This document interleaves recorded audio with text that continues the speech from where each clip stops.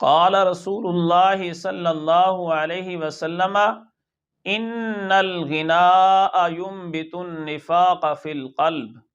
رسول اللہ صلی اللہ علیہ وآلہ وسلم نے فرمایا بے شک گانا دل میں نفاق پیدا کرتا ہے۔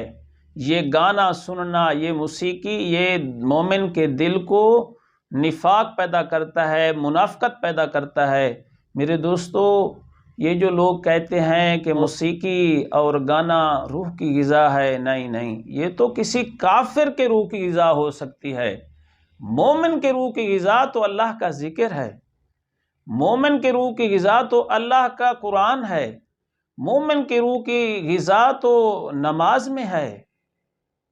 میرے دوستو، یہ گانا سننا اور بار بار اس کو سننا، یہ ہمارے دل کو مردہ کر دیتا ہے، ہمارے دل میں نفاق پیدا کر دیتا ہے۔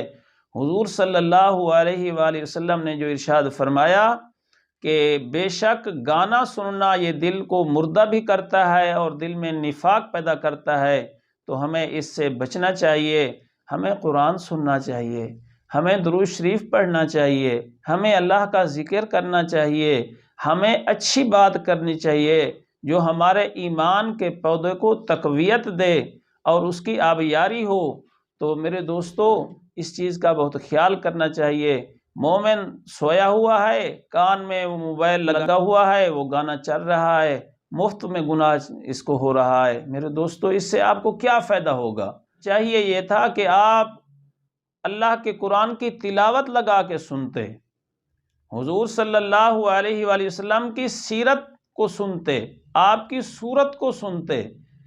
تو میرے دوستو، اللہ تعالی ہم سب کو توفیق عمل عطا فرمائے۔ ان چیزوں سے پرہیز کرنا چاہیے اور اللہ کے ذکر کی طرف زیادہ توجہ کرنی چاہیے۔ جزاک اللہ۔